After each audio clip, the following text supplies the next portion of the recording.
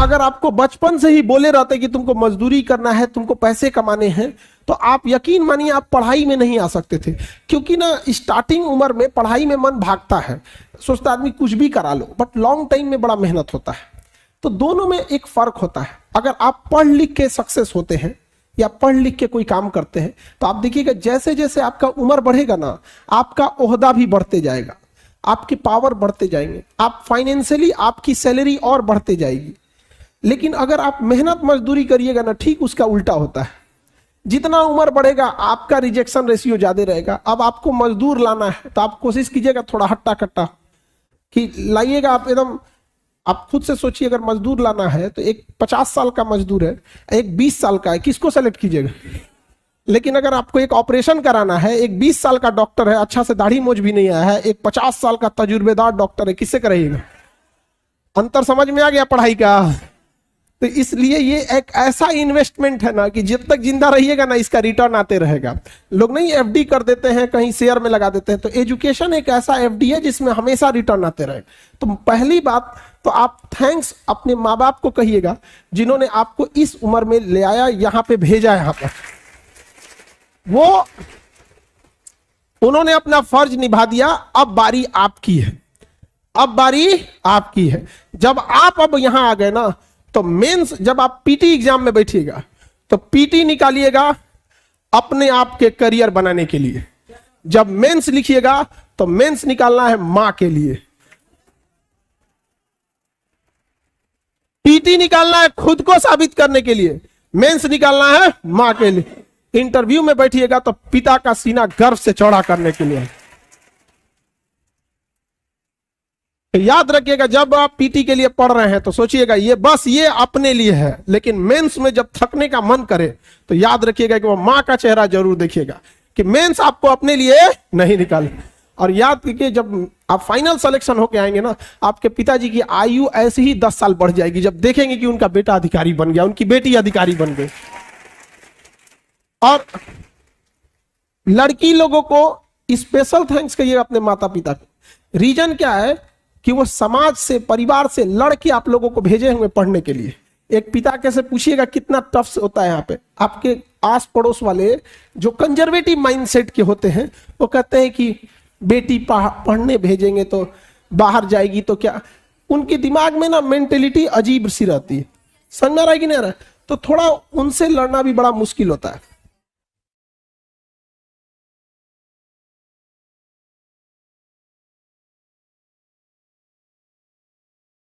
Girls लोग के साथ फैमिली को ये फेस करना पड़ता है। कुछ कंजर्वेटिव माइंडसेट वाले ना, उनको क्या लगता है कि अच्छी लड़की, जो उन लोग को लगता है कि अच्छी लड़की घर में रहती है। अरे बेवकूफो, अच्छी लड़की अच्छी ही रहेगी, चाहे वो घर में रहे, चाहे ऑफिस में रहे, चाहे जहां भी रहे।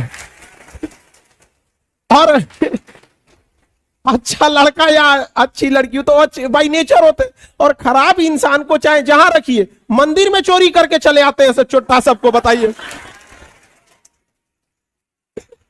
अब बताओ, इसमें इंसान जैसा, उसको जैसा परिवार से संस्कार मिलेगा वैसा ही रहेगा। तो गर्ल्स आपको ना क्या करते हैं सब ना, ये पेट्रियोटिक सोसाइटी जो है एकदम दबा के रखना चाहते हैं। अभी आप लोग को लड़ना नहीं है, अभी थोड़ा सा संभल के एकदम। जिस दिन रिजल्ट हो जाएगा ना, उस दिन बस उस समाज से कहना है कि हमने माफ किया आपको। समाज आप लोग को बहुत, और माँ बाप को इसमें बहुत लड़ना पड़ता है। और कुछ देखिए यहां पे क्या है ना अभी, कि पुरुषों से थोड़ी सी 5-10 गलतियां होती हैं तो समाज माफ कर देता है, और आप लोगों से एक गलती होगी ना तो मुर्दे भी उठ के खड़े हो जाएंगे ताना देने के लिए। जिंदा को तो बात ही छोड़ दीजिए, यहां पर 10-10 ठोई से बात सुनाने लगेंगे। तो ये थोड़ी आप लोग की जिम्मेदारी थोड़ी बढ़ जाती है। तो जब जिम्मेदारी बढ़ जाती है तो थोड़े हम भी संभल के चलेंगे। जैसे बरसात में इंसान कदमे संभल के चलता है, ये देखता है कि बरसात बीत जाएगी फिर चीजें सही हो जाएगी। तो अभी का जो दौर है, थोड़ा आप लोग भी अपने आप को कंट्रोल करके रखिएगा। और घर जब यहां से लौटिएगा तो थोड़ा अपने में, गर्ल्स लोग स्पेशली, पापा से अकेले में बैठ के एक बात जरूर कहिएगा कि पापा आप हम पे भरोसा दिखाए हैं, हमें पढ़ने भेजे हैं, वादा करते हैं आपसे आपका सर झुकने नहीं देंगे, प्लीज भरोसा कीजिए। आपके पापा उसी दिन जीत जाएंगे। इसलिए कभी भी हम हमेशा बात बोलते हैं कि ऐसा जब पढ़ने भेजे हैं ना, कोई गलत काम नहीं उठाइएगा। एक बार सक्सेस हो जाओ, लाइफ आपके हिसाब से चलेगी। माँ बाप आपसे पूछ के डिसीजन लेंगे, लेकिन अगर आप कुछ सक्सेस ही नहीं रहेंगे, माँ बाप आपको झेल के लेके चलेंगे, तो फिर आपसे डिसीजन क्यों लेंगे? अब आप बताइए, एक जिले का एसपी है, कप्तान है, वो कांस्टेबल से पूछ के डिसीजन लेता होगा या अपने ऊपर डीआईजी और एसएसपी से? तो अभी आप लोग एक घर में किस लेवल पे बैठे हैं, बेरोजगार हो, उसके बाद सोचते हो डिसीजन लोग तुमसे लेके पूछे। अरे बेवकूफो, तुमसे डिसीजन जरूर लिया जाएगा, बट उस लायक तो बनो। तो यहां पे सब लोग को कहते हैं, और हम लड़कियों को समझा रहे हैं, इसका मतलब लड़के ये नहीं कि तुम लोग छुट्टा साड़ हो, तुम लोग भी सब चीजों से बच बचा के रहना। समझ में आ गया कि नहीं? क्योंकि ये सब चीजें में ना होती है ना, इंसान एक बार उलझ गया ना, तो इसलिए वन वे रास्ता है, यहां से लौटने का कोई रास्ता नहीं है। तो बेटर है क्यों जाके लात खाना है। अच्छा, अभी आप लोग ये सब चीजों से अगर बच जाते हैं तो पढ़ाई पे कंसंट्रेट रहिएगा, और अगर ढूंढना ही है तो अपने अपने ट्रेनिंग में ढूंढ लेना ना, यहाँ अपना सेम कैडर में, सेम कैडर में ढूंढ लेना। समझ में आ गया कि नहीं? उस समय हम भी हेल्प कर देंगे। हम अरे अभी भी सच बताते हैं, कैडर ढूंढने में हेल्प करना पड़ता है, तो कैसे बोलेगा? दोनों हम ही लोग से ना बोलते हैं सर, देखिए ना, उसका भी वही कैडर है, हमारा भी वही कैडर है। बात बढ़ाइए ना। हम दोनों में बात बढ़ा देते हैं, लेकिन अभी नहीं, अभी ये सब चीजें नहीं। अभी माँ बाप पैसा भेजे हैं, अभी माँ बाप अपना पेट काट के आपको पढ़ा रहे हैं, तो आप हर हाल में आपको जीना है किसके लिए? माँ बाप। ज्यादा दिन हम थोड़ी बोल रहे हैं, आपकी जिंदगी का कितना 2 से 4% टाइम ये लगेगा, आप 1 से 1.5 साल बस यही डिसाइड करेगा कि पूरी जिंदगी, पूरा खानदान आपका कैसा रहेगा और कैसा नहीं रहेगा। और इसी में स्टार्टिंग में ही थोड़ा बहुत अगर आप भटक गए तो फिर कभी सक्सेस नहीं होंगे, फिर अपने आप को कोसने से कोई फायदा नहीं है। रीजन समझिए, आप नहीं पढ़े हैं ये ज्यादा खराब नहीं है, लेकिन पढ़ के भूल गए हैं ये ज्यादा खराब हो जाता है। तो जब आप, जैसे कोई नया स्टूडेंट आएगा, उसके अंदर एक एंथुजियाज्म रहेगा, मोटिवेशन रहेगा कि हमें पढ़ना है, लेकिन अगर आप पढ़ लिए, सिलेबस खत्म हो गया है, थोड़ी सी लापरवाही कर दिए, फिर दोबारा उसी में बैठिएगा, आपको मन ही नहीं लगेगा, अरे फिर वही पढ़ना पड़ेगा, फिर वही अक्षांश देशांतर, वही राष्ट्रपति महाभियोग, क्या देखे आप, खुद पे महाभियोग लग के बैठा हुआ है। नहीं समझे? तो ये याद रखिएगा, आप भले 1 साल लेट से तैयारी करो, लेकिन 1 साल लापरवाही मत करो। अपने आप से आज पूछ लो, अगर मन भटक रहा है इधर उधर, तो हम कहते हैं कि 1 साल तुम देर से ही चालू करो, लेकिन बीच से मत लौटो, क्योंकि आधे रास्ते से लौटने से बेटर है कि उसी रास्ते पे आगे चल दो, क्योंकि उतनी ही दूरी तय करनी पड़ेगी। लौट के आओगे तो खाली हाथ रहोगे, चल जाओगे तो मंजिल मिलेगी। यहां पर इस सब लापरवाही से नहीं रखना। बड़े मुश्किल से माँ बाप पैसे भेजते हैं यहाँ पे। दूसरा कि जब आप पढ़ाई करने बैठते हैं तो यंग एज में माइंड बड़ा डायनेमिक होता है, ये करना है वो करना है, और बहुत सारे बच्चे मेंटल डिलेमा से गुजर रहे होते हैं। देश के 15% यंग एजर्स सिजोफ्रेनिया से ग्रस्त हैं। सिजोफ्रेनिया होता है ना कि आपस में खूब थिंकिंग करने लगेंगे, आप दिन भर सोचने लगेंगे। और ये क्या है ना, भारत का इंसान, जब तक कोई इंसान पूरी तरह पगला ना जाए, उसको ये नहीं मानता है कि इसको कोई दिमाग की बीमारी है। मतलब जो सनक जाएगा, बाल और नोचने लगेगा, तो तभी उसको समझेगा कि पगला गया है। बट ये ज्यादा है। अब जैसे आप यूपीएससी की तैयारी कर रहे हो, गांव में झगड़ा होगा। अब क्या है ना कि यंग एज में माइंडसेट बच्चे 2 दिन डिस्टर्ब रहेंगे। हमको बताया है, रुक बताते हैं, वर्दी लग जाने दे फिर बताते हैं तुमको। वो दिमाग में घूम रहा है। और आपको बताने की जरूरत नहीं है, इसमें हर बेंच पे 1 से 2 ऐसे बच्चे होंगे जिनके साथ ये प्रॉब्लम है, चाहे वो लड़का है या लड़की है।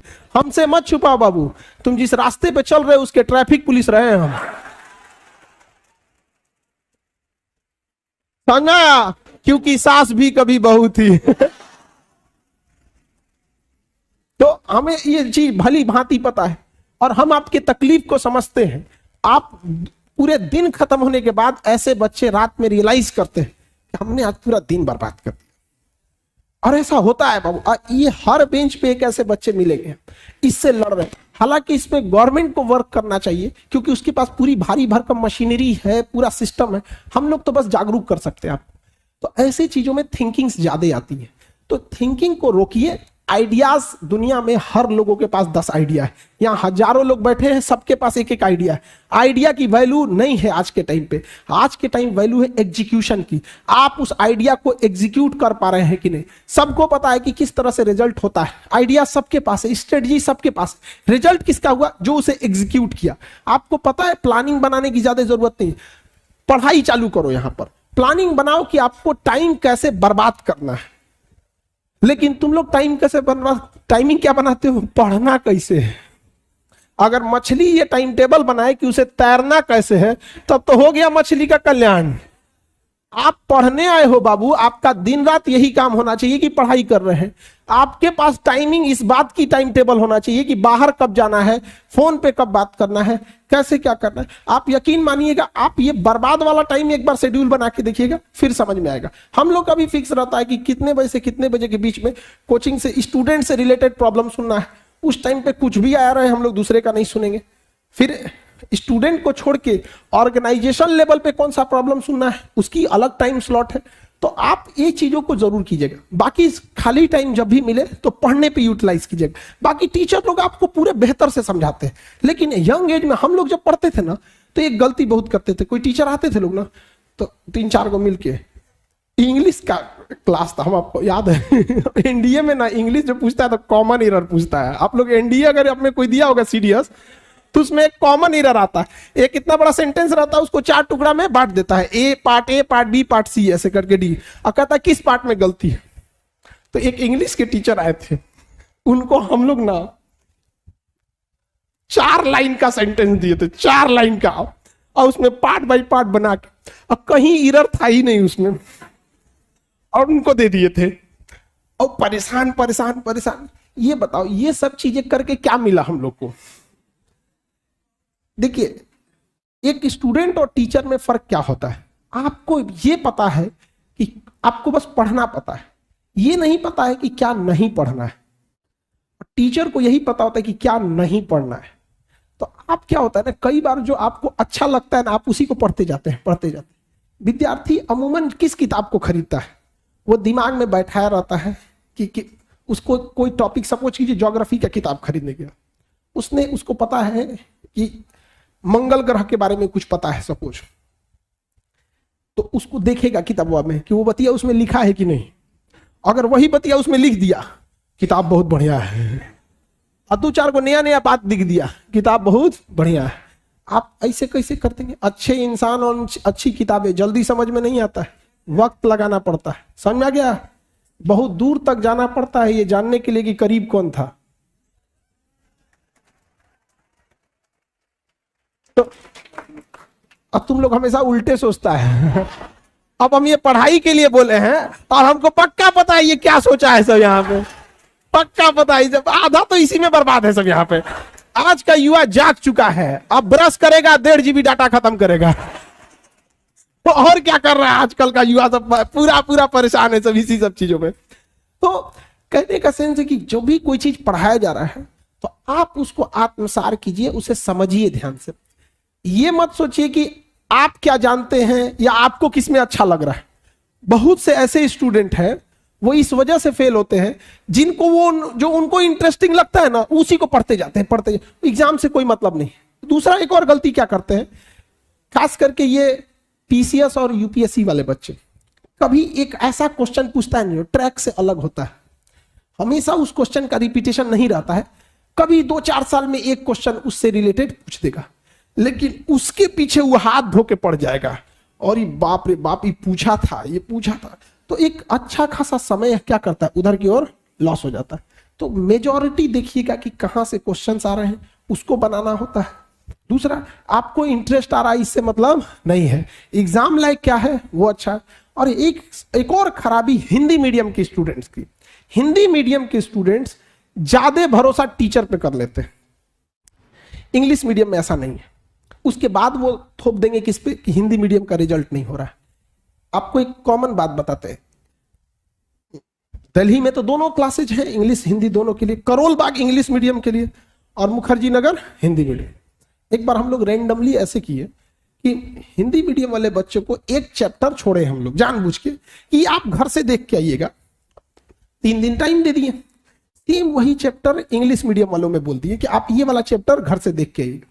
80% हिंदी मीडियम वाले बच्चे देख के ही नहीं आए थे या नॉर्मल ऐसे कोरम पूरा किए थे, लेकिन इंग्लिश मीडियम वाले के वही बच्चे, ज्यादातर बच्चे पूरे क्वेश्चन को पढ़े थे, चैप्टर को, अपना नोट्स बनाए थे और बिना बोले ले आके चेक कराए थे, सर देखिए तो ये कैसा है आप।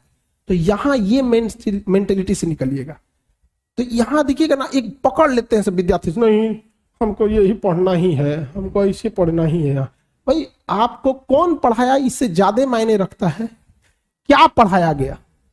लेकिन ये आप अपने ग्रुप में देखिएगा, ये माइंडसेट आपको मिलेगा और मेजॉरिटी में मिलेगा, लेकिन यही आप देखिएगा इंग्लिश मीडियम में नहीं मिलेगा।